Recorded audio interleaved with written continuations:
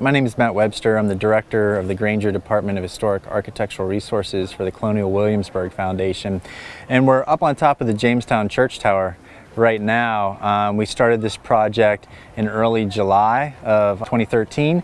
Really what we're dealing with is a lot of instability caused really by water infiltration. So the brick had taken in a lot of water. It had basically a cement parging over the top as well as on the inside, and parging is just a coating of cement.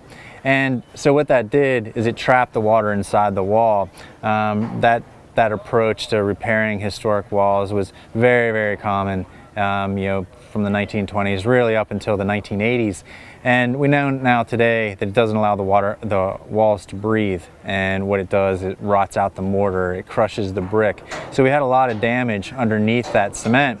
And part of what we're doing now is we're actually taking the upper wall apart where the damage occurred. We're putting all of the bricks that can be reused in exactly the same order as they come off, and then we're relaying all those bricks back.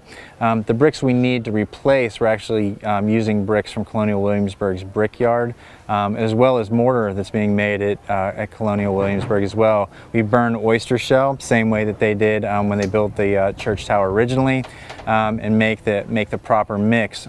We did mortar analysis, which means we took samples of the original mortar, broke it down into its basic components so we could figure out that mix, and so that's what's going back in the tower today. The end goal is to stabilize the tower, so it's here well into the future. The initial phase of the project is to stabilize the top of the tower. In this work, we're going to be working on preventing water from getting into the wall. The primary reason for failure on the tower has been water infiltration. And that's one of the main things we're addressing in this work that we're doing. We really are trying to seal up every hole that we can find in the wall, as well as a lead cap that's going to be covering the tops of the walls. We've evened out the walls to make the lead go on easier, and there's probably about 1,500 pounds of 4-pound lead on the very tops of the walls right now. This should last a very long time, and we're hoping it's going to be a long time in the future before anybody has to ever think about addressing failure at the top of the tower again. To date, we have probably used in excess of 3,000 bricks, where we have done replacement just at the top. Along with that 3,000, in excess of 3,000 bricks, we've probably gone through about 25 to 30 55-gallon drums of burned oyster shell.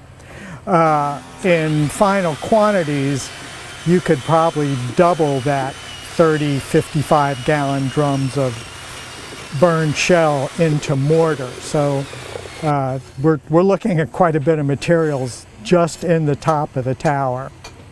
And next year, when we come back to work again, we're probably not going to be using as much material because the deterioration isn't as severe below the top. Our work is not much different than archaeology. When we go in and we remove mortar or remove brick, we're also removing evidence. And it's a permanent removal. Once the information's gone, it's gone forever. So we really take very seriously that